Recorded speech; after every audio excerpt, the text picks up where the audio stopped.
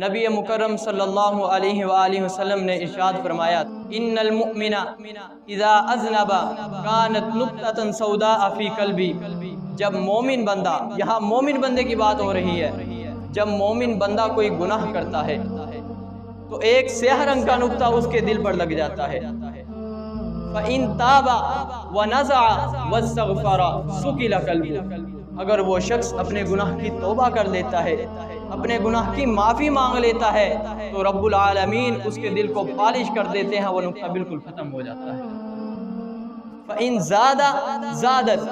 اگر وہ گناہ کے اندر بڑھتا جاتا ہے، اپنی غلطی کو تسلیم نہیں کرتا، تو وہ نقطہ بھی آہستہ آہستہ بڑھتا جاتا ہے، حَتَّى يَعْلُوَ قَلْبَهُ، یہاں تک کہ وہ نقطہ اس کے پورے دل کو ڈھانپ لیتا ہے۔ فرمایا فَذَلِكَ الرَّانُ الَّذِي ذَكَرَهُ اللَّهُ فِي كِتَابِهِ، یہ وہی زنگ ہے، یہ وہی کالے رنگ کی تہ ہے جس کا ذکر رب العالمین نے قرآن مجید کے اندر کیا ہے۔ فرمایا کَلَّا بَلْ رَانَ عَلَى قُلُوبِهِمْ مَا كَانُوا يَكْسِبُونَ، خبردار یہ وہ لوگ ہیں جن کے اعمال کی وجہ سے ان کے دلوں پر زنگ چڑھ چکا ہے، اب ان کو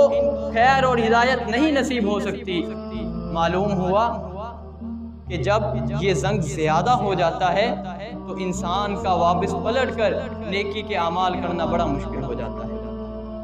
جب یہ زنگ کم ہو